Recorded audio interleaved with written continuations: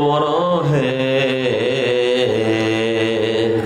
वो जन्नत नहीं है तो फिर और क्या है। अल्लाहुम्मा जोरे सल्ले अला सय्यदिना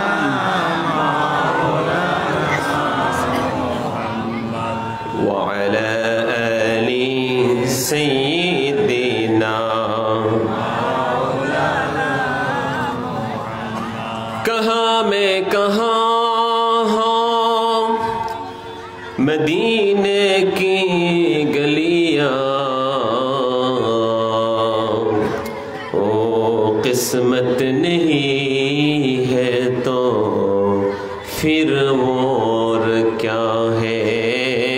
अल्लाहुम्मा सल्ले अला सय्यदिना मौलाना मुहम्मद व अला आलि सय्यदिना।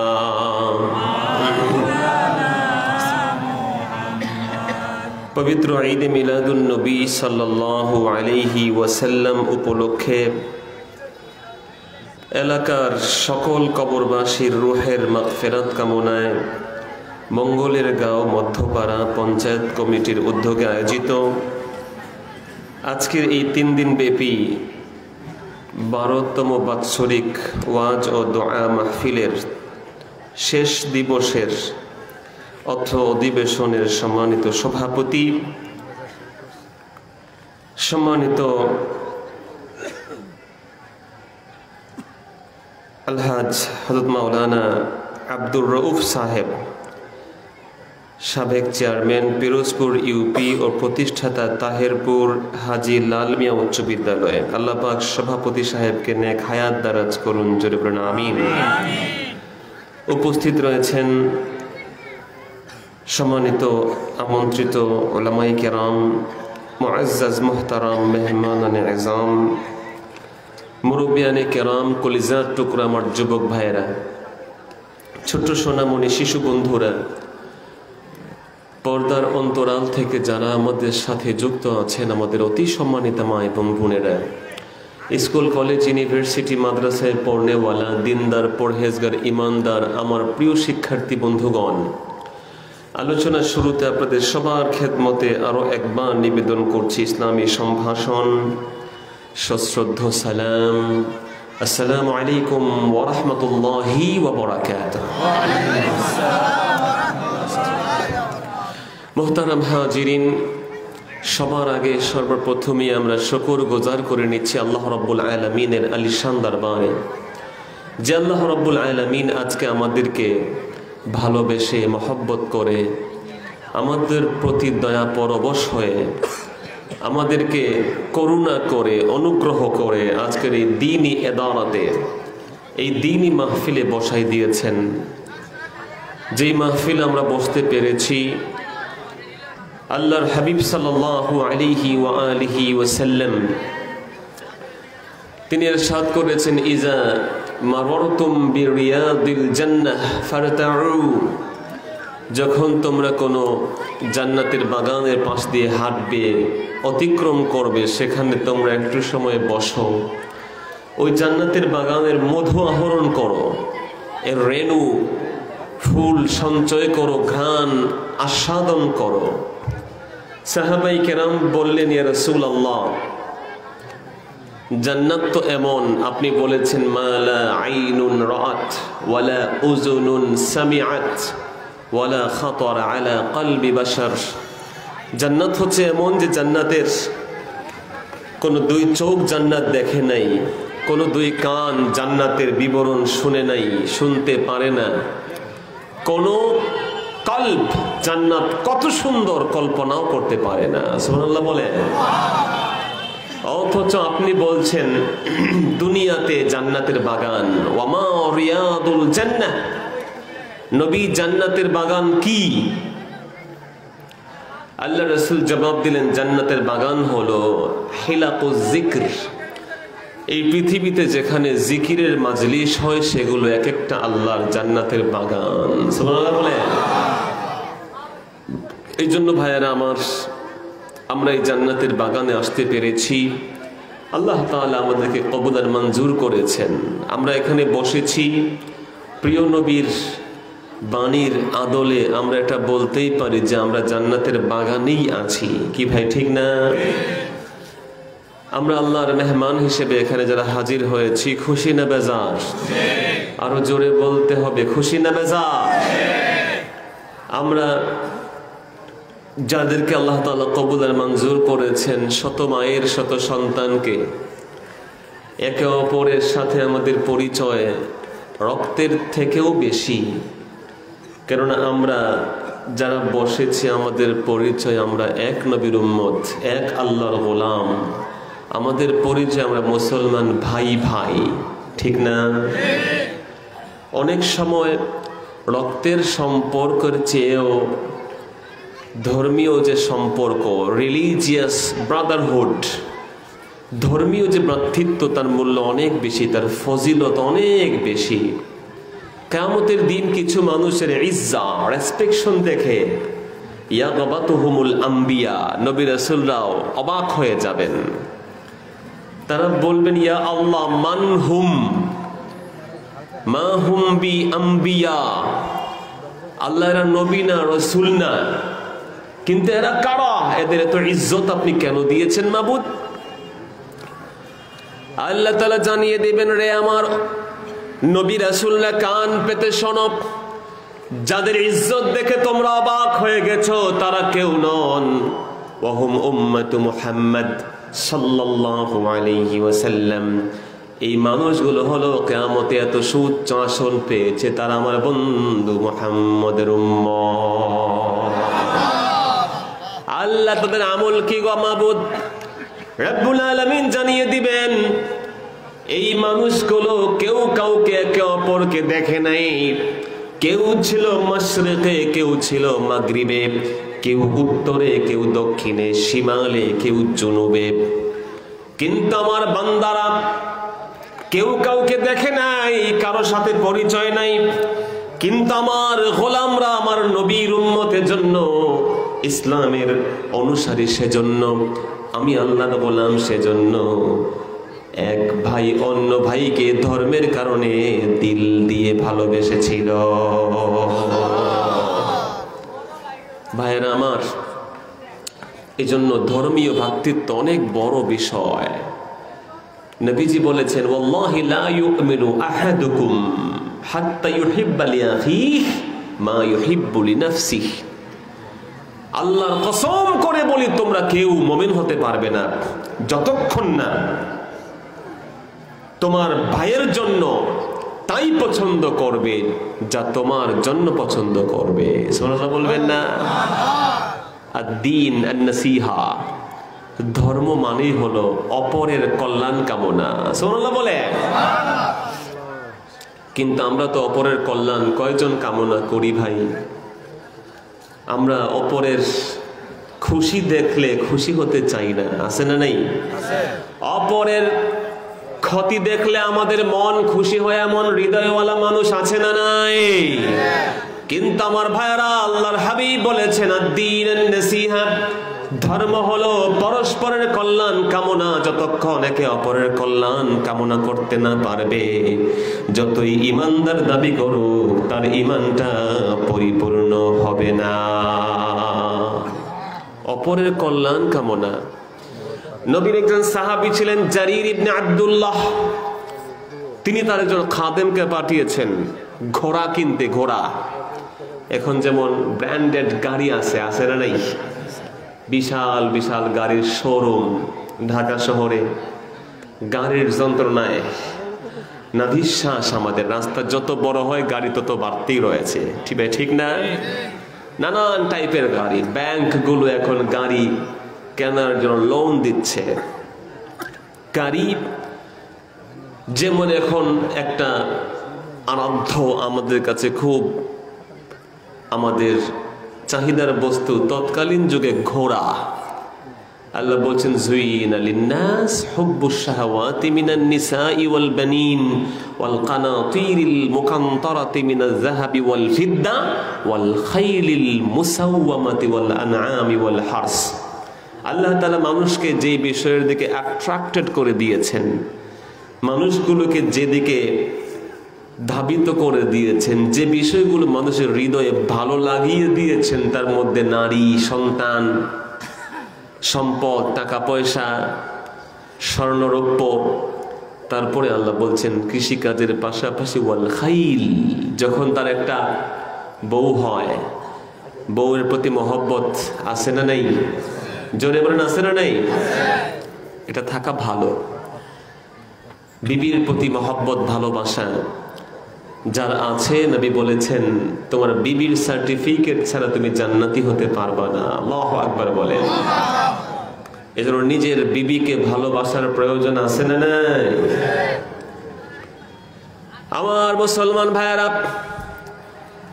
বিবি যখন তার পরবর্তী প্রজন্ম সন্তান চলে আসে, ভালোবাসার মধ্যে ভাগ হয়, সন্তানের দিকে মহব্বত ডাইভার্ট হয়। সেই সন্তান যখন বিবি সন্তান হয়ে যায়, একটা ঘরের আশা হৃদয়ে আছে না নাই? একটা ঘর যখন হয়, চলাফেরার জন্য কৃষিকাজ, ব্যবসা বাণিজ্য, তারপরে একটা ঘর হলে গ্যারেজ যখন আছে খালি লাগে, তখন গাড়ি, ঠিক না ভাই? স্বপ্ন দেখি আমরা গাড়ির। আল্লাহ সেই ধারাবাহিকতায়, সেই সিরিয়াল মেনটেন করে কোরআন কারিমে আমাদের এক্সপেকটেশন, আমাদের ডিজায়ার, আমাদের মনের তামান্না কি সেটা আল্লাহ তাআলা বলে দিচ্ছেন। তো তৎকালীন যুগে ঘোড়া, উট, এটা ছিল প্রধান যানবাহন, ট্রান্সপোর্টের সবচেয়ে বেস্ট ট্রান্সপোর্ট ছিল ঘোড়া। ঘোড়া কিনতে পাঠিয়েছেন নবীর সাহাবী, নাম তার জারির। কি নাম জেনে বলেন না? রাদিয়াল্লাহু তাআলা আনহু। খাদেম চলে গিয়ে ঘোড়া কিনে নিয়ে আসছেন 300 দিরহাম দিয়ে। সবাই বলেন তো কয়শো দিরহাম? 300 দিরহাম দিয়ে খুব উঁচু মাপের ভালো হৃষ্টপুষ্ট ঘোড়া নিয়ে আসছেন। লোকজন দেখে বলল, জারির, যে ঘোড়াটা 300 দিরহাম দিয়ে নিয়ে আসছে, এই ঘোড়া তুমি জিতে গেছো। এই ঘোড়া বাজারে 300 দিরহাম না, অনেক দাম। তোমার খাদেম জিতে গেছে, ওকে তুমি উপহার দাও, গিফট দাও, তাকে তুমি থ্যাঙ্কস জানাও। আমরা হলে এই চিন্তাই করতাম, কি ভাই ঠিক না? কে জিতলো, কে কার কি ক্ষতি হলো সেটা পরে, আমি জিতেছি কিনা সেই চিন্তা আমাদের হৃদয়ে আছে না নাই?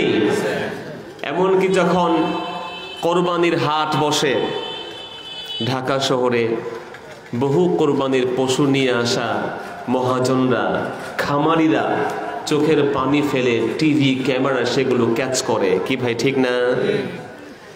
চোখের অশ্রু ফেলে। আমরা যারা কোরবানি করি, আমরা 70,000 টাকা দামের যে কোরবানির পশু আছে, 40,000 টাকা দিয়ে কিনে নিয়ে মনে মনে হাসি, আমার বন্ধু বিজয়ের হাসি দিয়ে আমরা বাড়ি ফিরে আসি। যেই কোরবানির পশু আল্লাহর জন্য কোরবানি করব, ভালো করে জানি এর দাম 40 নয়, বাজার মূল্য যা আছে তার থেকে কম দামে যখন কিনতে পারি, নিজেকে তখন বিজয়ী মনে করি এবং নিজের ক্রেডিটটা কিন্তু আমরা সবার কাছে জাহির করি, ঠিক না ভাই? কিন্তু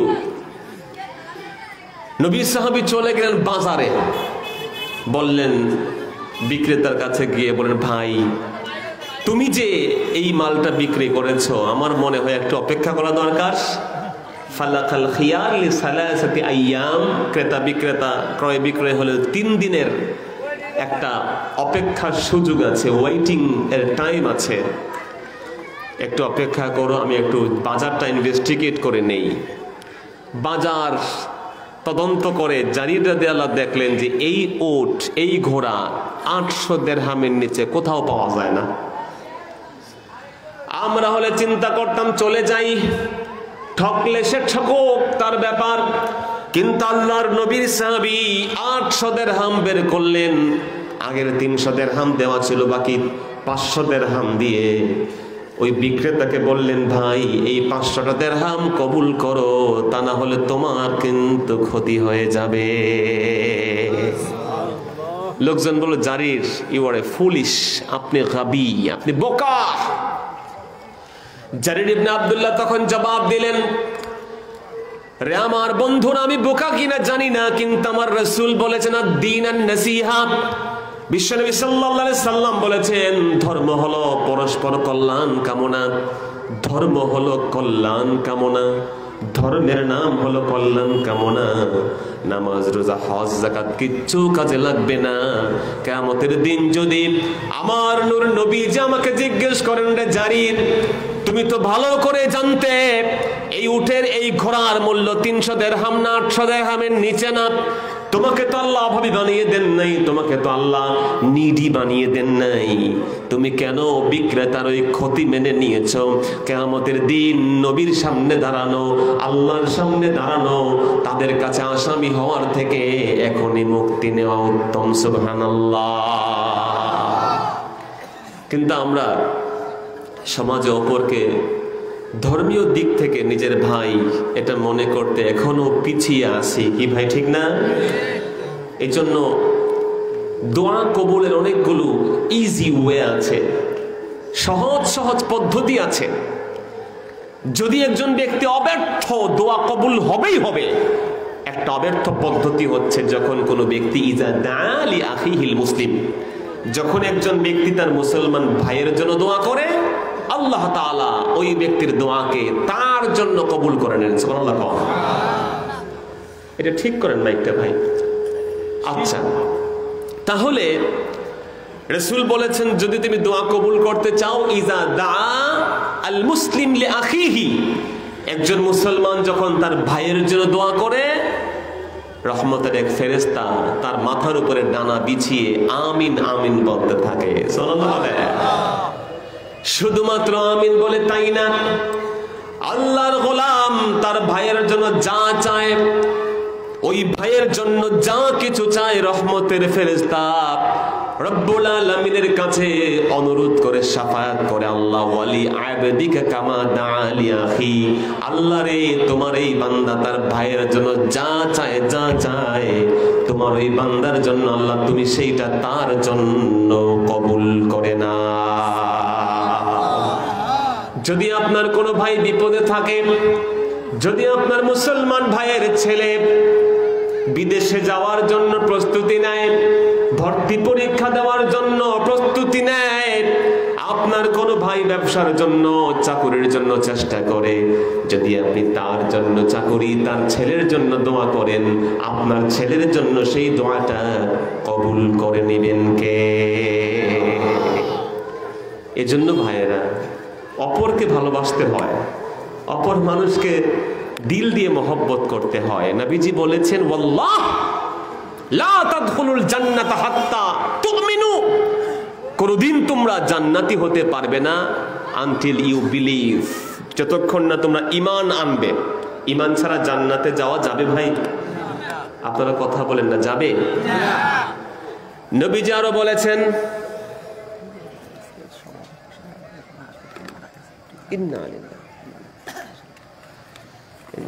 সভাপতি সাহেব, জি জি, কখন? এই এখনই খবর ঢাকাতে হাসপাতাল, আব্দুর রউফ সাহেব, জি জি।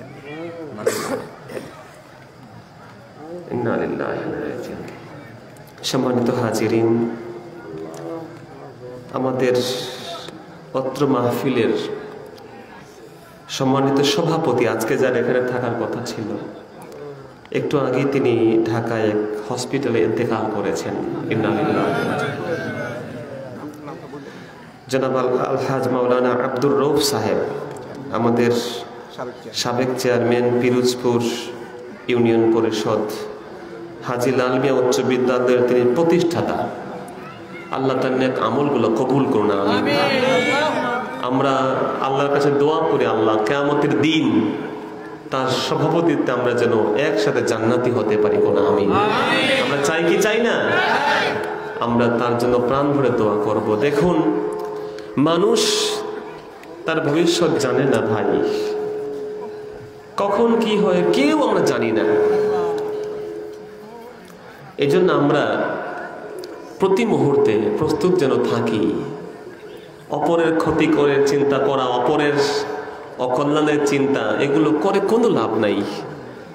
যদি আপনি অপরকে ভালোবাসেন, দিলটা সাফা করেন, এই দিল এত বড় হবে গোটা জগৎকে আপনার দিলে জায়গা দিতে পারবেন। সুবহানাল্লাহ বলেন না? এই জন্য ভাইয়েরা, আমরা আমাদের সভাপতি সাহেবের মাগফিরাত কামনা করি। আল্লাহ তাআলা তাকে জান্নাতের আলা মাকান দান করুন, আমিন। তার সমস্ত সওয়াল জবাবকে আল্লাহ তাআলা আসান করে দেন, আমিন। আল্লাহ তাআলা তার নেতৃত্বে, তার সভাপতিত্বে যেই দ্বীনি কাজগুলো উনি করে গেছেন, স্কুল করে গেছেন, মাহফিলের ইন্তজাম করতেন, আল্লাহ যেন এগুলোতে নাজাতের জরিয়া বানায়া দেন, আমিন। দ্বীনিয়া মাদ্রাসায় জমি দিয়েছেন, আমাদের অনেক প্রিয় মানুষ ছিলেন, আমরাও যেন এমন প্রিয় হতে পারি সবার কাছে, সে তৌফিক আল্লাহ দেন, বলেন না আমিন। চেয়ারম্যান হওয়া চাইলেই চায় না, এমপি হওয়া চাইলেই চায় না। চাইলে আপনি জজ, ব্যারিস্টার, উকিল, মুখতার হতে পারবেন না, বিসিএস ক্যাডার হতে পারবেন না, কিন্তু চাইলে এক সেকেন্ডে আল্লাহর ওলি হওয়া যায়। সুবহানাল্লাহ বলে তওবা করবেন, দিলকে পরিষ্কার করে নেবেন। তো যে কথা বলছি বন্ধুগণ, আল্লাহর হাবিব সাল্লাল্লাহু আলাইহি ওয়াসাল্লাম বলেছেন, ইমানদার না হয়ে জান্নাতে যাওয়া যাবে না। ওয়ালান তুমিনু হাত্তা তাহাব্বু, আমার নবীজি বলেছেন ইমানদার হতে পারবে না। ইমানদার হওয়ার জন্য কন্ডিশন, শর্ত হলো, এক মুসলমান অপর মুসলমানকে যতক্ষণ ভালো না বাসবে ইমানদার হতেও পারবে না। কথা ক্লিয়ার? যদি আপনার হৃদয়ে কারোর প্রতি হিংসা থাকে, যদি আপনার হৃদয়ে কারো ক্ষতি করার চিন্তা থাকে, আপনি আমি যত বড় বুজুর্গ, যত বড় দাড়ি টুপি হুজুর হই না কেন, আলেম হই, মুফতি, মুহাদ্দিস হই, প্রধান অতিথি হই, আমার হৃদয়ে অপরের প্রতি হিংসা, অপরের ক্ষতির চিন্তা, অপরকে দিল দিয়ে ভালোবাসতে পারি না, আমি অন্য যাই হই না কেন এখনো কমপ্লিট মুমিন হতে পারি নাই। এই জন্য ভাইয়ারা আমার, নবী একদিন ওয়াজ করেছেন, হঠাৎ করে মসজিদের ভিতর দিয়ে তাকালেন, রাসূল বললেন, একটু পরেই দরজা দিয়ে যেই লোকটা ঢুকবে ওই লোকটা জান্নাতি। সাহাবায়ে কেরাম ভাবলেন বড় মাপের কোনো সাহাবী হয়তো ঢুকবেন, কিন্তু দেখা গেল একজন সাহাবী দাঁড়িয়ে বেয়ে টপ টপ করে পানি পড়ছে, জুতা একটা হাতে, কেউ বলেছেন বগল দাবা করে, জান্নাতি সেই সাহাবী ঢুকে গেছেন। কেউ ওই সাহাবীকে চিনেন না। আল্লাহু আকবার বলে। দ্বিতীয় দিন নবীজি আবার মসজিদে বসা, আবার বললেন একটু পরে একটা লোক এই দরজা দিয়ে ঢুকবে, ওয়া হুয়া মিন আহলিল জান্নাহ, আমি নবী সার্টিফিকেট দিচ্ছি সে জান্নাতের অধিবাসী। আবার একই সাহাবী। তৃতীয় দিন একই ঘটনা, ইবনুল ওমর রাদিয়াল্লাহু তাআলার সন্তান, তিনি বললেন দেখবো তো এই লোকটা কি এমন আমল করে যার কারণে প্রিয় নবীর দুনিয়ায় বসে তাকে জান্নাতের শুভ সংবাদ দিয়েছেন। উনি তার ঘরে মেহমান হলেন। চাচা, আমি 3 দিন থাকবো, বাসা থেকে বেরোচ্ছি, আপনার কাছে আমি 3 দিন থাকতে চাই। ফর 3 days, 3 দিন ছিলেন। থাকার পরে ওমর ইবনে খাত্তাবের ছেলে, আমাদের প্রিয় নবীর প্রিয় সাহাবী ওমর রাদিয়াল্লাহু তাআলার ছেলে আব্দুল্লাহ ইবনে ওমর যাওয়ার সময় বলেন, চাচা মিশন আনসাকসেসফুল, মিশন ফেইলড। মানে কি? আমি তো ছিলাম আপনাকে দেখার জন্য যে আপনি কি আমল করেন, কি এমন আমল করেন যার কারণে আল্লাহর রাসূল আপনাকে জান্নাতি বলেছেন, but I didn't find anything different. আমি ভিন্ন কিছু পাই নাই চাচা। আপনিও নামাজ পড়েন, আমরাও নামাজ পড়ি, আপনি রোজা রাখেন, আমরাও রোজা রাখি, আমরা যে আমল করি তার থেকে এক্সট্রা কোনো একটা সিঙ্গেল আমল পাই নাই, কিন্তু আপনি কেমনে জান্নাতি হলেন বুঝার আমার বাকি রয়ে গেল। নবীর সেই জান্নাতের সুসংবাদ প্রাপ্ত সাহাবী বললেন, রে ইবনে ওমর, অন্য কোনো আমল আমি করি না, কিন্তু একটা কথা তোমাকে বলতে চাই রে ইবনে ওমর, আমি যেই দিন ঘুমোতে যাই রাতের বেলা, আমি যখন সকালবেলা ঘুম থেকে উঠি, আমি ঘুমোতে যাওয়ার আগে হৃদয়ের ভিতরে কারো জন্য হিংসা লালন করি না, সবাইকে দিল থেকে মাফ করে দিয়ে তারপরে ঘুমোতে যাই। কারো বিরুদ্ধে আমার কোনো পরিকল্পনা নাই, পরিকল্পনা তো করেন একজন, জোরে বলেন তিনি কে? পরিকল্পনা করে কোনো কাজ হয় না। এজন্য ভাইয়েরা, আমরা যে এই সুন্দর জান্নাতের বাগানে ভাই ভাই হয়ে বসতে পেরেছি, আমরা খুশি না? সুন্দর একটা প্রোগ্রাম, ঈদে মিলাদুন্নবীর প্রোগ্রাম সাল্লাল্লাহু আলাইহি ওয়াসাল্লাম। ঈদে মিলাদুন্নবী এটা কোনো ইবাদত না, আলাদা কোনো ইবাদতের নাম না, নতুন কোনো ইবাদতকে ইন্ট্রোডিউস করা না। শুধু শুধু ঝগড়া করবেন না। যে কোনো দিনই মাহফিল, সেটা সিরাতুন্নবীর নাম হোক, মিলাদুন্নবীর নাম হোক, তাফসিরুল কোরআন হোক, যে কোনো নাম হোক, এই প্রোগ্রামগুলো আলাদা নতুন কোনো ইবাদতকে বানানো নয়, বরং এই নামের কারণে অনেকগুলো নেক আমল করার সুযোগ তৈরি হয়। সুবহানাল্লাহ বলবেন না? দেখেন, আমাদেরকে এই জন্য বুঝতে হবে যে ঝগড়াটা লাগে কোথায়। আমাদের কনসেপ্টটা ক্লিয়ার না, সেজন্য ঝগড়া করি, মারামারি করি, পিটাপিটি করি, আছে না নাই? মিলাদুন্নবী সিরাতুন্নবী নিয়ে বাড়াবাড়ি আছে না নাই? এজন্য মিলাদুন্নবীর প্রোগ্রামটা নতুন কোনো ইবাদত ইন্ট্রোডিউস করা নয়, বরং মিলাদুন্নবীতে কোরআন তেলাওয়াত হয়, হামদে বারি তাআলা হয়, নাতে রাসূল হয়, নবীর জীবনী জন্ম আলোচনা হয়, দোয়া মুনাজাত হয়, তাবারক বিতরণ হয়, বাসায় চলে যাই। কি ভাই, এর একটা আমলও কি খারাপ? একটা আমলকে কি আপনি বাজে, বেদাত, শরীয়তের সাথে সাংঘর্ষিক বলতে পারবেন না? এই জন্য ঈদে মিলাদুন্নবীর প্রোগ্রাম নবীজি করেন নাই, তোমরা কেন করো? এই কথা বললে সিরাতুন্নবী নামেও রাসূল কোনো প্রোগ্রাম করেন নাই ভাই। সিরাতুন্নবী যে প্রোগ্রাম হয় ওটাকে খারাপ প্রোগ্রাম? ওখানেও কোরআন তেলাওয়াত হয়, নাতে রাসূল হয়, কোরআন হাদিসের কথা হয়, সেখানে মানুষ জড়ো হয়, কালেকশন হয়, শুকরানা মাহফিল, ওটাও জাস্ট লাইক দ্যাট। নবীর অনেক নিয়ামত পেয়েছেন, কখনো তিনি শুকরানা নামে মাহফিল তো করেন নাই ভাই। কিন্তু আল্লাহর নবী কি শুকরগুজার ছিলেন কি ছিলেন না? এই জন্য রাসূল করিম সাল্লাল্লাহু আলাইহি ওয়াসাল্লাম তার জন্মে আলোচনা করেছেন, সিচুয়েশন ডিমান্ডস, পরিপ্রেক্ষিত অনেক কিছু চায়। বাংলাদেশে শবে বরাতের যে মাহফিল হয়, শবে মেরাজের প্রোগ্রাম হয়, শবে কদরের যে প্রোগ্রাম হয়, আপনারা বলেন সৌদি আরবে এমন প্রোগ্রাম কিন্তু হয় না। কি ভাই, ঠিক না? কথা বুঝে বলবেন। এজন্য অনেক সৌদি ফেরত ভাইয়েরা বলেন, পাইছো কই তোমরা এগুলা? তাদের কথা যুক্তি আছে, আছে না নাই? নবীর জন্ম যেখানে, ইসলাম যেখানে জন্ম নিয়েছে, সেখানে এই প্রোগ্রাম নাই, তোমার প্রোগ্রাম পাইছো কই? যুবকরা বসো, ছোট ভাইরা তোমরা আশপাশে কথা বলিও না, আসো বসো। এই বাবারা বসো না, বসো, আমি তোমাদের খুব মহব্বত করি, বকা দিয়েন না, খবরদার। আসো, আমার দিকে তাকাও, পিছনে যারা আছো বসে যাও, আল্লাহ তোমার কপাল খুলে দিবে, বলে না আমিন। আসো, আমি একটা সেকেন্ড, একটা মিনিট জিকির করবো, এর মধ্যে আমরা বসতে পারবো ইনশাআল্লাহ। যারা ভলেন্টিয়াররা আছেন, আমরা অনেক সময় অনেক কিছু শুনেও শুনতে চাই না, আশপাশে কথা হয়, এক দুইজন মুরব্বী দাঁড়ান, যাদেরকে সবাই সমীহ করে, একটু বসাই দিবেন, আল্লাহ আপনাকে রসিলায় অনেক জাযা দিবে। আমার ভাইয়েরা, যুবকরা যারা আছো, তোমরা বসো, মাহফিলটা তোমাদের জন্য। আমরা কয়দিন বেঁচে আছি, মুরব্বীরা দেখো চলেই যাচ্ছে, তোমরা একটু ভালো চলবা, একটু ইসলাহ হবা। এই মাহফিলে কিন্তু তাবারুক নাই, জানেন আপনারা? আপনারা কি জানেন তাবারুক কিন্তু নাই? কিন্তু এত লোক বসে আছেন, অবিশ্বাস্য ব্যাপার। তাবারুক নাই মানে শ্রোতাও নাই, দর্শক নাই, এমনই নিয়ম। কিন্তু সোনারগাঁ এটা আলাদা জায়গা। সুবহানাল্লাহ ক। আমি সোনারগাঁতে একবার 12ই রবিউল আউয়ালে অনেক বছর আগে দিনের বেলা এসেছি, তাহেরপুর, খুব সম্ভব। আমি অবাক হলাম যে এই এলাকার মানুষ ঈদের দিনে কি খুশি, তার থেকে বেশি খুশি ঈদে মিলাদুন্নবীতে। সুবহানাল্লাহ কইবেন না? খুশি হওয়ার কারণ আছে না নাই? কারণ আমাদের কাছে সব থেকে বড় রহমত, সব থেকে বড় মার্সি, সব থেকে বড় গিফট সরকারে দো জাহানকে জানি না হলে কিচ্ছু হতো না, সেই নবীকে আল্লাহ যেই দিন দিয়েছেন, সেই দিনে এই এলাকার মানুষরা দিল প্রাণ উজাড় করে খুশি, জোরে বলেন সুবহানাল্লাহ। এজন্য এই এলাকার ছেলেরা, যুবকরা, এই এলাকাটা আল্লাহর নবীর ওসিলায়, নবীর মহব্বতে এই এলাকার বরকত আছে না নাই? কি ভাই, আছে না নাই?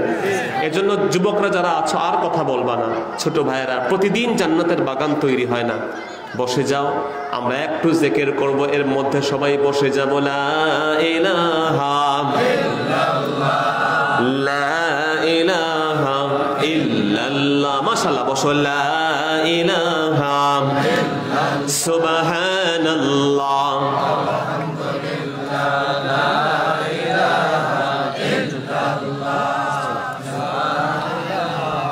ইল্লাল্লাহ, লা ইলাহা সুবহানাল্লাহ, আলহামদুলিল্লাহ, লা ইলাহা ইল্লাল্লাহ, লা ইলাহা ইল্লাল্লাহ, লা ইলাহা আল্লাহ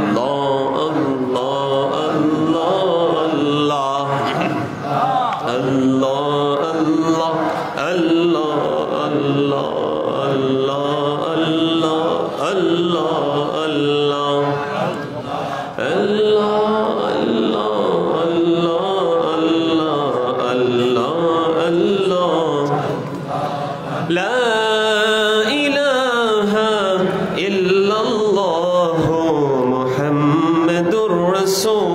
আল্লাহ সাল্লাল্লাহু আলাইহি ওয়াসাল্লাম। প্রিয় ভাইরা, এই জন্য এই পৃথিবীতে আল্লাহ তাআলা আমাদেরকে বলে দিয়েছেন যে আমরা কেউ মুমিন হতে পারবো না অপর ভাইকে ভালো না বাসলে। আল্লাহর হাবিব তখন বলেছেন, আওয়ালা আদুল্লুকুম আলা আমাল ইজা আমিলতুম, তোমাকে একটা আমল বলবো যে আমল করলে তাহাবাবতুম, তোমাদের মধ্যে মহব্বত পয়দা হবে। সাহাবায়ে কেরাম বললেন, নবী কোন সে আমল?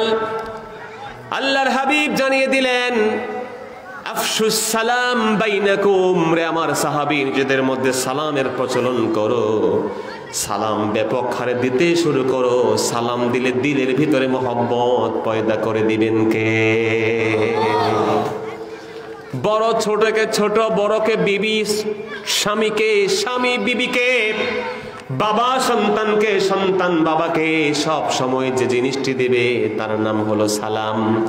ঘর থেকে আল্লাহর গোলাম যদি সালাম দিয়ে বের হয়, আবার সালাম দিয়ে ঘরে ঢুকায়, ওই ঘরটাকে জান্নাতের বাগান বানিয়ে দিবেন কে?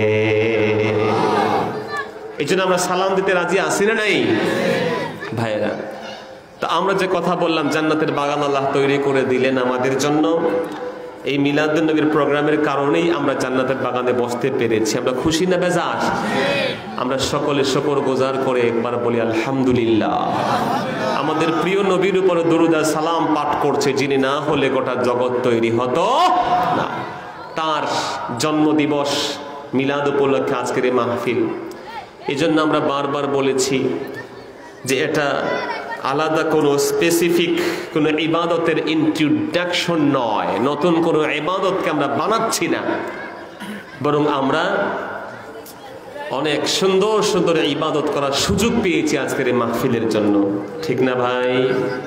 এটা মনে রাখবেন। আল্লাহ তাআলা আমাদেরকে এই মাহফিলে কবুল করেছেন, এজন্য পরিস্থিতি বুঝতে হয়। যে কথা বলছিলাম যে আমাদের দেশে যেমন গর্জিয়াসলি সবে কদর সবে বরাত হয়,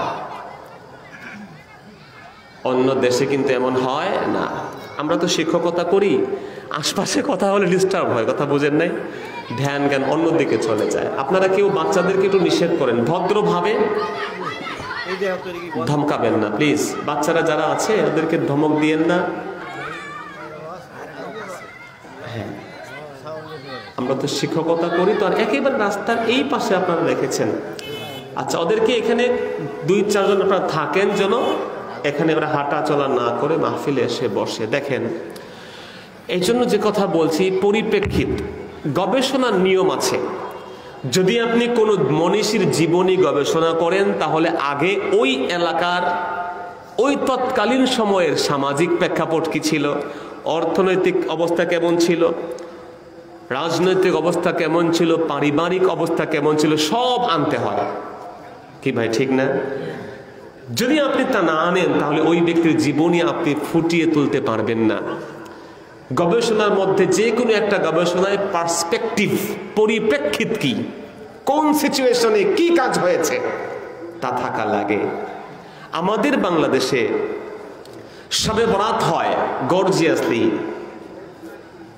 সৌদি আরবে হয় না। তার কারণ কি জানেন? ইতিহাস খুঁজবেন। বাংলাদেশে আমাদের অধিকাংশ মানুষগুলো হিন্দু থেকে, অধিকাংশ আমাদের পূর্বপুরুষরা হিন্দু থেকে রিভার্ট হয়ে আমরা মুসলমান হয়েছি, কি ভাই ঠিক না? তাছাড়াও হিন্দুদের যে কৃষ্টি কালচার প্রভাব তা থাকার কারণে 12 মাসে 13 পার্বণ, মাসে মাসে এক একটা পূজা আছে না নেই? আমাদের ছেলে সেখানে দৌড়াতো, সেই পূজা অর্চনার প্রোগ্রামগুলোতে জয়েন করত, সেখানে গিয়ে তারা অবস্থান করে সেই সমস্ত ইসলামিক কাজগুলোতে অভ্যস্ত হয়ে যেত। আউলিয়া কেরাম যখন বাংলাদেশে আসলেন, জৈনপুরের হুজুররা যখন বাংলাদেশে আসছেন, একজন আর দুইজন নয়, এক কারামত আলী জৈনপুরী রহমতুল্লাহর কাছে 1 কোটি হিন্দু মানুষ কালেমা পড়ে মুসলমান হয়ে গেছে। ফুরফুরার হুজুররা এসেছেন, সরসিনার পীর সাহেবরা যখন ঘুরেছেন, দেখলেন লোকগুলো হিন্দুয়ানি সেই সমস্ত কৃষ্টি কালচারে অভ্যস্ত। ওই সিচুয়েশন চেয়েছে যে এই লোকগুলোকে কি করা যায়। তারা দেখলেন যে ইসলামী কিছু দিন আছে, বিশেষ কোনো দিন আছে, কি ভাই আছে না? বছরের সবে বরাত আছে, এই উপলক্ষে মাহফিল লাগাও, তাবরক আয়োজন করো, স্টেজ সাজাও, আলেম দাওয়াত দাও, পুলাপানকে পূজা থেকে দূরে সরিয়ে মাহফিলে বসাই দাও। সুবহানাল্লাহ। এখন যদি আপনি বলেন সবে বরাতের প্রোগ্রাম সাজাইছেন, কোন রাসূল তো প্রোগ্রাম করেন নাই। আরে বাবা, সবে বরাত তো ইবাদতের রাত, এই নামে আমরা একটা মাহফিল করেছি। ওই মাহফিলে কোরআন তেলাওয়াত হবে, নামাজ পড়বো আমরা, জিকির হবে, আলোচনা শুনবো। এই সবগুলো করার একটা মুখ্যম সুযোগ হচ্ছে এই মাহফিল। সুবহানাল্লাহ বলবেন না? ঝগড়া আসলে নাই, আমরা বুঝি না কি নিয়ে ঝগড়া করছি। আমার মুসলমান ভাইয়েরা, এই জন্য বিভিন্ন সময়ে আমাদের দেশে গর্জিয়াসলি কিছু প্রোগ্রাম করা হয়। আপনারা আউলিয়া কেরাম মসজিদগুলোকে খুলে দিয়ে সেই প্রোগ্রাম করেছেন যুব সমাজকে নষ্টের হাত থেকে ফিরিয়ে রাখার জন্য। আফসোস, বাংলাদেশে বহু মসজিদ ঢাকা শহরে আছে, সবে বরাতের রাতেই স্পেশালি আলাদা তালা মেরে দেওয়া হয়, আছে না? না, এটা করবেন না, অতি বুঝ ভালো নয়। আমার রাসূল যখন কাবা ঘর ইব্রাহিম যখন আলাইহিস সালাম বানিয়েছেন, তখন এটা এমনিতে বানান নাই। আল্লাহ বলছেন ইব্রাহিম কাবা বানাও, বানান নাই তো, রিকনস্ট্রাকশন করেছেন, পুনর্নির্মাণ। আল্লাহ নবী ইব্রাহিম বললেন, আল্লাহ রে, কাবার লেআউট কই, কনস্ট্রাকশন করব কোথায়? আল্লাহ মেঘমালা পাঠিয়ে দিলেন, জান্নাতি সেই মেঘমালা দিয়ে আমার আল্লাহ আসমান থেকে সুন্দর করে কাবা শরীফের সীমানা নির্ধারণ করে দিলেন। তৈরি হয়ে গেল কাবা। নবী ইব্রাহিম কাবা বানাইছেন। আপনাদের মনে হয় কি নবী ইব্রাহিম ইসলামের হৃদয়ে কোনো অহংকার ছিল? আর ঈমান থাকবে চিন্তা করলে? নবীদের এখলাসের সাথে খেদমত করে গেছেন। বলেন আল্লাহ কাবা বানানোর কাম বানাইছি, আপনি বুঝিয়েন, চলে যান নাই। সন্তান হাত তুলছেন দুজন মিলে, সুবহানাল্লাহ বলবেন না? وَإِذْ يَرْفَعُ إِبْرَاهِيمُ الْقَوَاعِدَ مِنَ الْبَيْتِ وَإِسْمَاعِيلُ رَبَّنَا تَقَبَّلْ مِنَّا إِنَّكَ أَنْتَ السَّمِيعُ الْعَلِيمُ। যখন আল্লাহ নবী ইব্রাহিম আলাইহিস সালাম কাবাকে পুনর্নির্মাণ করলেন, দুহাত তুলে তার সন্তানকে নিয়ে সম্মিলিত মুনাজাত করে বললেন, রব্বুল আলামিন কবুল করে নিয়েন, আমি তো কষ্ট করেছি, আপনি তো সব জানেন, সব আপনি শোনেন। ভাইয়েরা, তাহলে নবী ইব্রাহিম ইসলাম নেক আমল করার পরে দোয়া করে আল্লাহর কাছে কবুল করার আরজি পেশ করেছেন। কিন্তু আমরা এখন বলি, আরে সৌদি আরবে দোয়া নাই, আমাকেও দোয়া লাগবে কিতে, আছে না নাই? কথা বোঝেন না আমার? দোয়া করা ফরজ না, ওয়াজিব না। যদি আপনি মনে করেন সুন্নত না, আপনার সাথে আমার মারামারি নাই, দোয়া করা জায়েজ। সুবহানাল্লাহ কইবেন না? এতটুকু নিয়ে বাড়াবাড়ি করবেন না, খবরদার।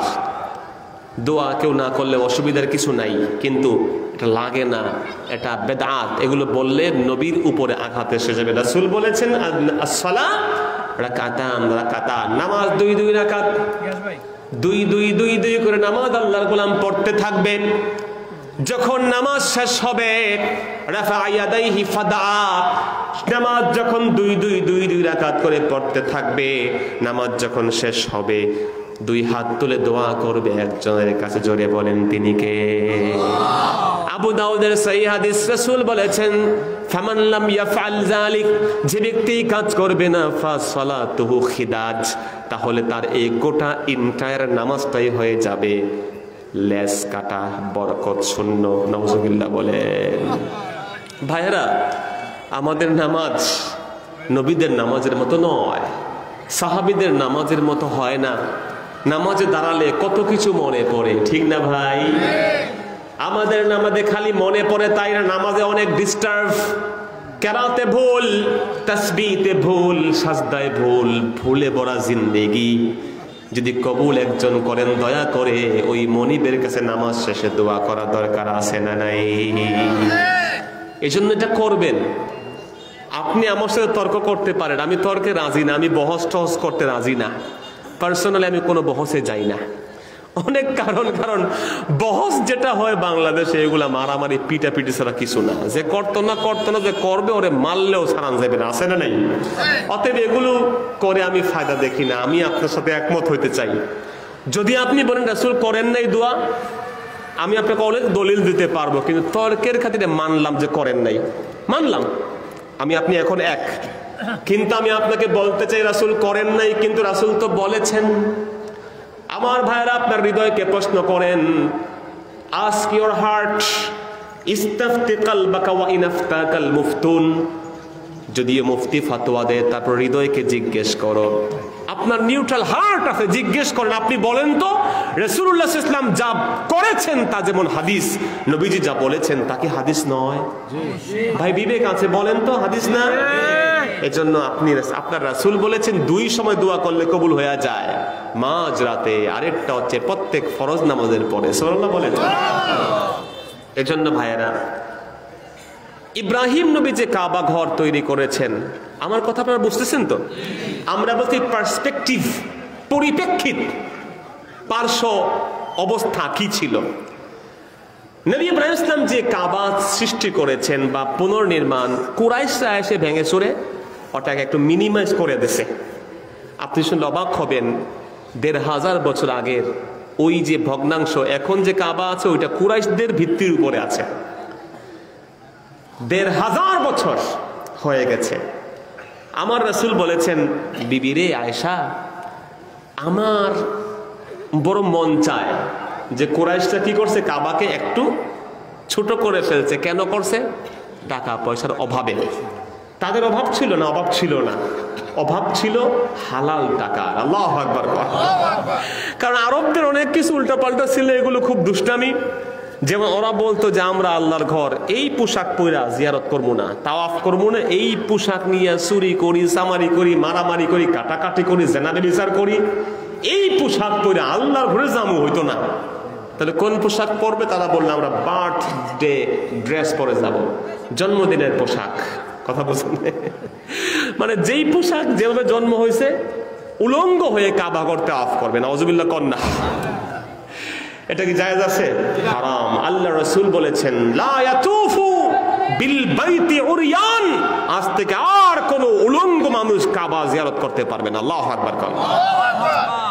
কিন্তু আরবদের একটা ভালো গুণ ছিল, তারা আল্লাহর ঘর যে মসজিদ আছে, সেই মসজিদে আল্লাহর ঘর কাবা শরীফে একটাও হারাম টাকা তারা দেয় নাই। আল্লাহু আকবার।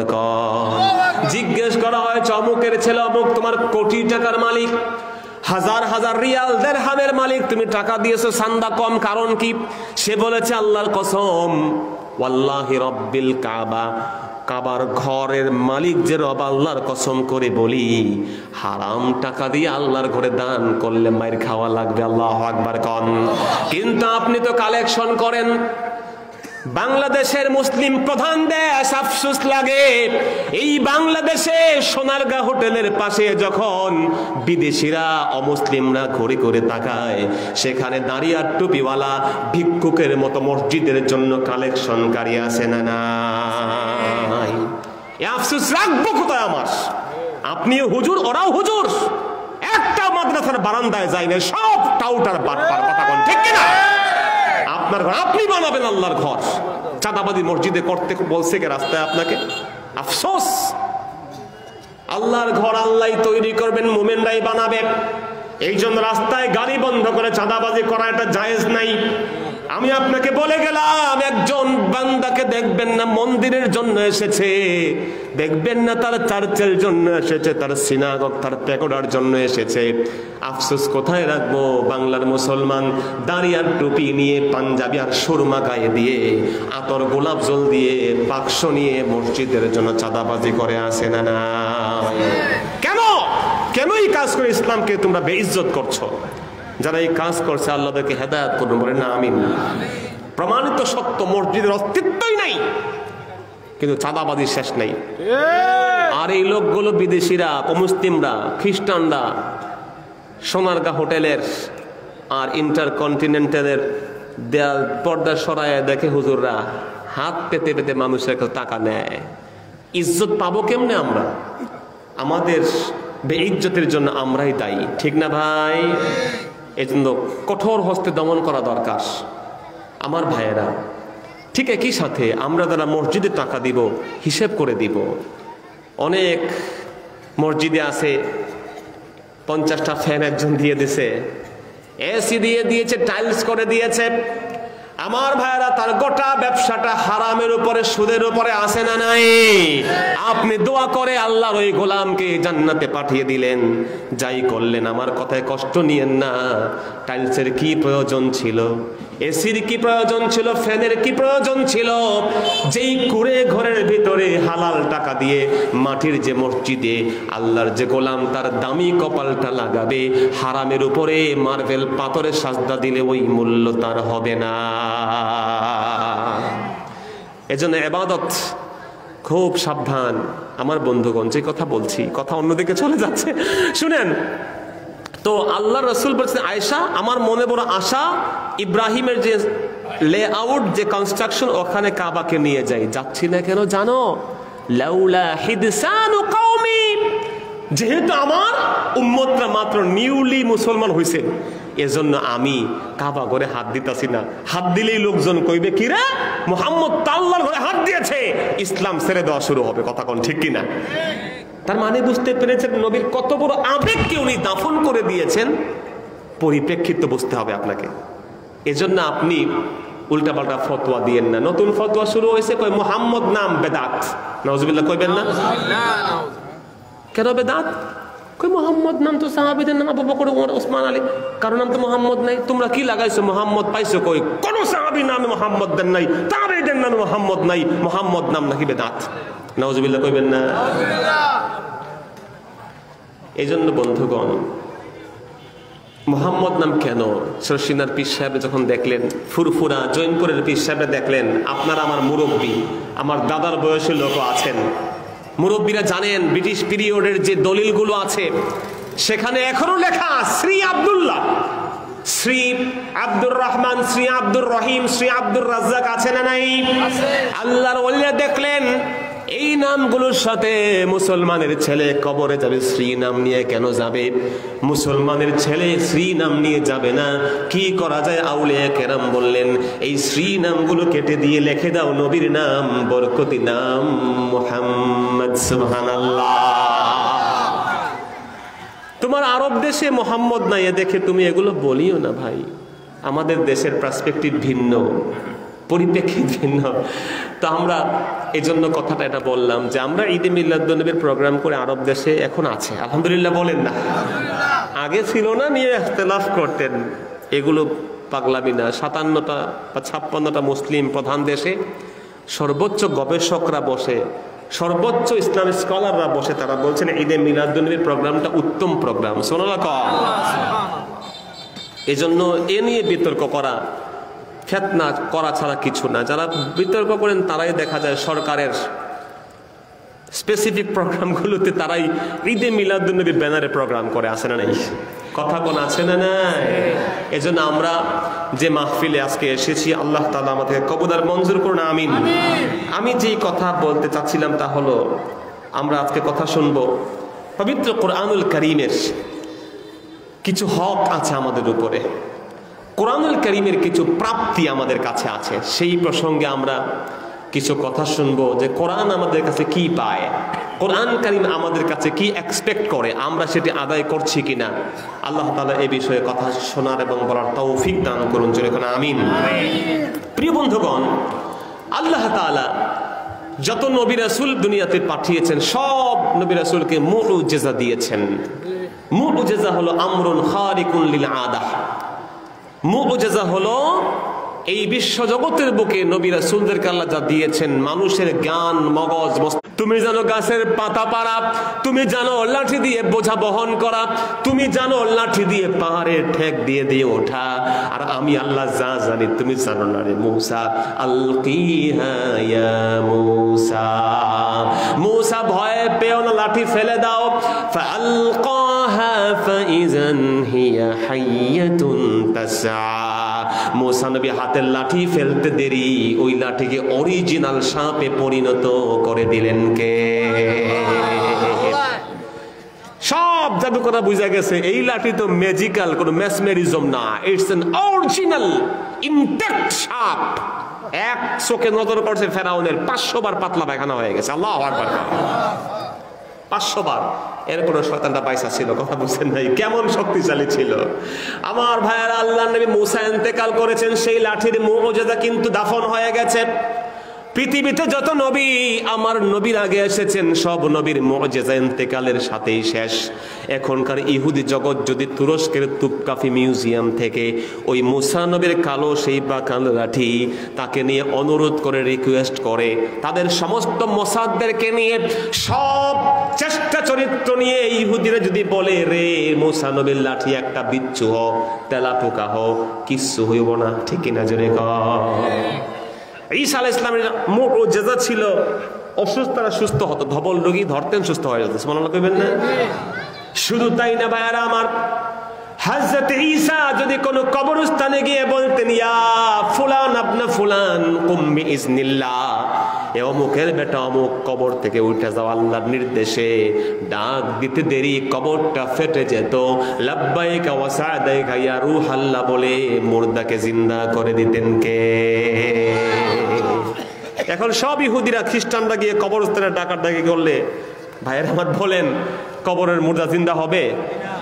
তার মানে হলো যত নবীর মুউজিজা ছিল সব ইন্তেকালের সাথে এক্সপায়ার্ড হয়ে গেছে, এক্সেপ্ট আমার নবীর মুউজিজা। সুবহানাল্লাহ কইবেন না?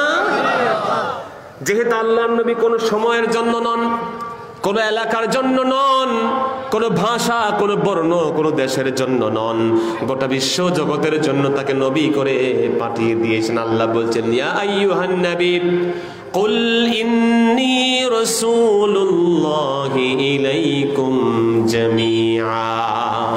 হে আমার রাসূল, হে আমার নবী, আপনি দ্ব্যর্থহীন ভাষায় সমস্ত উম্মতদেরকে কিয়ামত পর্যন্ত যারা আসবে, এখন যারা আছে সবাইকে বলে দেন আমি তামাম বিশ্ব জগতের জন্য নবী হয়ে এসে গেছি। তাবারাকাল্লাযী নাযালা আল ফুরকানা আলা আবদিহি লিয়াকুনা লিল আলামিন নাযীরা। এই ফুরকানকে আল্লাহ তাআলা কোরআনকে কেবল মুসলমানদের জন্য না, কুল কায়নাতের জন্য হেদায়েতের পথেও বানায় দিয়েছেন। সুবহানাল্লাহ কইবেন না? অতএব সে কোরআনুল কারীমের যে সৌন্দর্য, এই কোরআনে কারীমকে আমরা পেয়েছি, আমরা খুশি না বেজার? জোরে কোন খুশি না বেজার? গোটা বিশ্বে এই কোরআন কারীমের কাছে যারা এসেছে, কোরআন কারীমের মহব্বতে ভালোবাসায় তারা কোরআন শরীফের মুরিদ হতে বাধ্য হয়ে গেছে। আল্লাহু আকবার। এই জন্য ভাইয়েরা আমার, সেই কোরআনুল কারীমের প্রতি আমাদের কিছু দায়িত্ব কর্তব্য আছে। সেই কর্তব্যের মধ্যে প্রথম কর্তব্য হলো আল ঈমানু বিহি।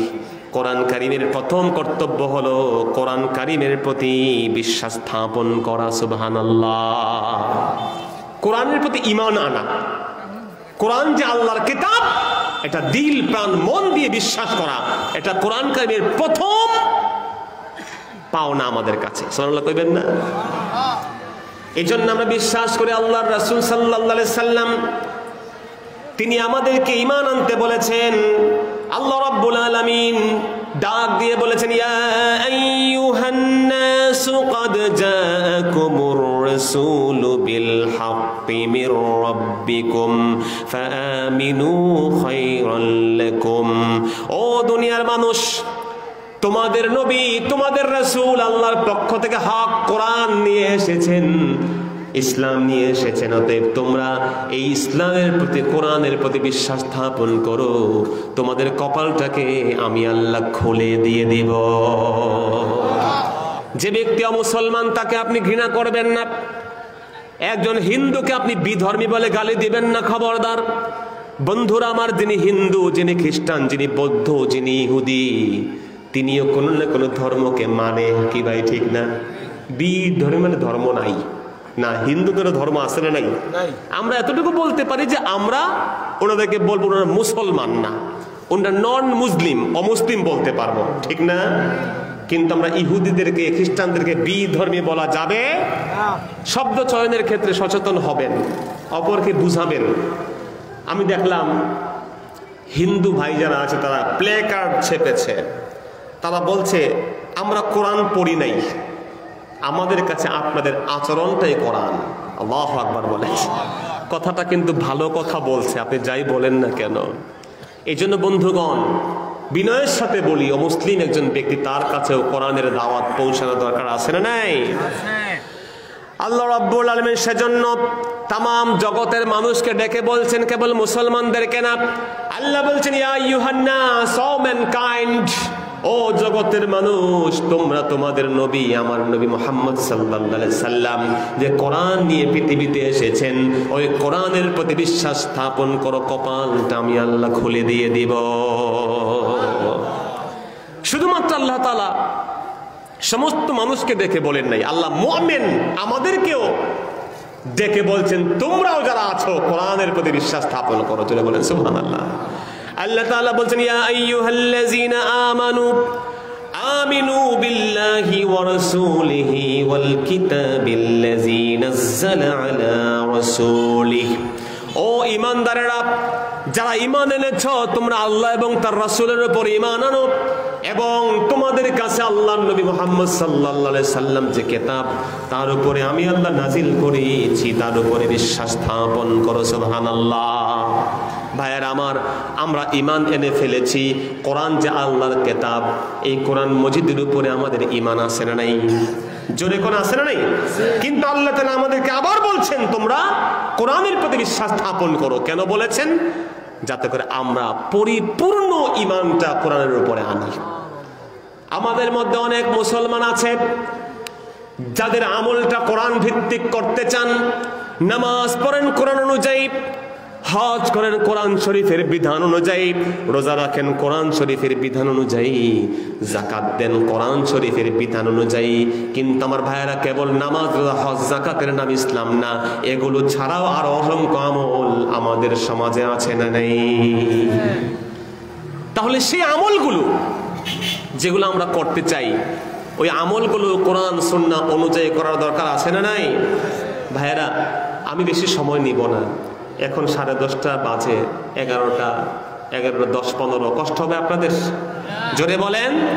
এজন্য ওই যে 2-1 জন উঠেছেন, উঠবেন না। 1-2 জন উঠলে হয় কি, একটা আস্তে আস্তে উঠে যাওয়ার প্রবণতা শুরু হয়। একটু কষ্ট করেন, যদি বাথরুমের চাপ থাকে অল্প সময় আমরা মোনাজাত দিয়ে আমরা চলে যাব, আল্লাহ তৌফিক দিন, আমিন।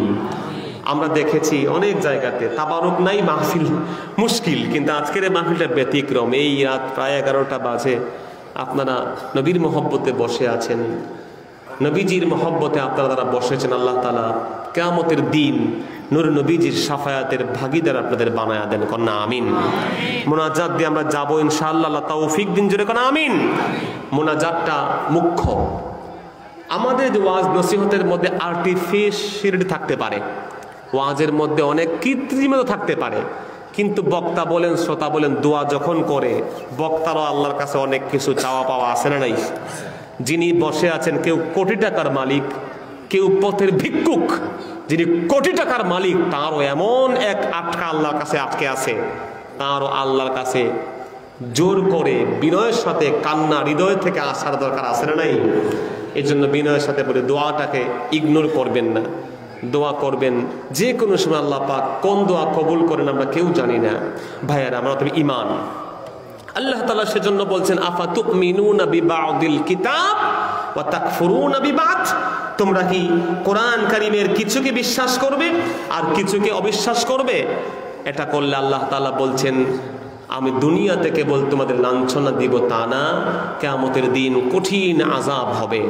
আমাদের এই সমাজে কিছু মানুষ এমন আছে যারা মনে করে নামাজ চলবে কোরআন শরীফ দিয়া, হজ চলবে কোরআন শরীফ দিয়ে, যাকাত চলবে কোরআন শরীফের বিধান দিয়ে, রোজা হবে কোরআন শরীফের বিধান দিয়ে। কিন্তু তারা মনে করেন ব্যবসা বাণিজ্যে, চাল চলনে, শেয়ার বিজনেসে, রাজনীতির ভিতরে, এমনকি তাদের গোটা পারিবারিক জীবনে কোরআন শরীফ ব্যাকডেটেড সেকালে তারা মনে করেন কোরআন শরীফ কেবল আরব দেশেই চলে, বাংলাদেশে চলে না। এমন লোক আছে না নাই? অর্ধেক মুসলমান মুখে ইনশাআল্লাহ, মুখে আলহামদুলিল্লাহ, মুখে মুখে মাশাআল্লাহ বলে ইসলামকে বাংলাদেশ থেকে বাদ দিতে চায়, আছে না নাই? ইসলামকে বাদ দিয়ে কল্পনা কিছু করা যাবে না। ইসলাম টিকেই থাকবে, তোমার অস্তিত্ব ধুলায় মিশে যাবে। কথা বলেন ঠিক কি না? আর অনেক এমন অহংকারী দাপটের সাথে ইসলামের সাথে শত্রুতা করেছে, এদের অস্তিত্বই নাই। কথা কোন ঠিক না? মসজিদগুলো ঠিকই আছে, আজান ঠিকই হচ্ছে। আমার মুসলমান ভাইরা, মুসলমান হওয়ার জন্য লাইন ধরে মানুষগুলো লাইন ধরে পড়ে আছে না নাই? অতএব কোরআন শরীফ কেবল ব্যাকডেটেড না, এই কোরআনকে গোটা বিশ্ব জগতের জন্য উপযুক্ত করে পাঠাই দিয়েছেন কে? একটা আমলকে আপনি সকল ব্যাকডেটেড বলতে পারবেন না ভাই। ডক্টর গ্যারি মিলার 70-এর দশকে আল্লাহর গোলাম, কানাডার একজন বিজ্ঞানী, উনি কোরআন শরীফের ভুল ধরা শুরু করেছেন। নাউজুবিল্লাহ কর। উনি বললেন কোরআন কারিমে কি হিস্টোরিক্যাল এন্ড সায়েন্টিফিক মিস্টেকস, বিজ্ঞানের কি ভুল আছে আর ঐতিহাসিক কি ভুল আছে। পড়তে পড়তে পড়তে পড়তে কোরআনের ভক্ত হয়ে গেছে। সুবহানাল্লাহ কইবেন না? পরে বই লিখে দিয়েছে দ্য অ্যামেজিং কোরআন, অসাধারণ কোরআন বই লিখে আল্লাহর গোলাম সবাইকে জানিয়ে মুসলমান হয়ে গেছে। আল্লাহু আকবার। সে বলেছে কোরআন যে কোনো মানুষের বানানো নয়, এটা বুঝতে আমার সময় লাগে নাই। কেন লাগে নাই? কেননা আল্লাহ তাআলা সূরা নিসায় বলেছেন আওয়ালা ইয়াতাদাব্বারুনাল কোরআন, তারা কি কোরআন শরীফ নিয়ে রিসার্চ করে না? যদি কোরআন কারীম আল্লাহ ছাড়া অন্য কেউ রচনা করত, লাওয়াজাদু ফীহি ইখতিলাফান কাসীরা, তাহলে তারা কোরআন শরীফের মধ্যে অনেক ইখতিলাফ দেখতে পেত। কোরআন শরীফে কোনো ইখতিলাফ আছে? জোরে বলেন, কোনো ভেজাল আছে? সে বলছে, সে একটা জায়গায় ধরেছে, সে বলছে আমি সূরা লাহাব তেলাওয়াত করলাম। সূরা লাহাবে আল্লাহ বলছেন তাব্বাত ইয়াদা আবি লাহাবি ওয়া তাব মা আগনা আনহু মালুহু ওয়া মা কাসাব সায়াসলা নারান যাতা লাহাব ওয়া ইমরাআতুহু হাম্মালাতাল হাতাব। সে বলছে আমি কোরআন শরীফ যখন পড়ে দেখলাম আল্লাহ তাআলা কোরআন কারিমে আবু লাহাবকে লানত করেছেন যেই সময় এর 10 বছর পরে আবু লাহাব মারা গেছে। তিনি বলছেন যদি আবু লাহাবের একটু বুদ্ধিমত্তা ঢুকতো যে কোরআন শরীফে ভুল করে দেব প্রমাণ, সে 10 বছরে সুযোগ পেয়েছে কিন্তু ঈমান আনতে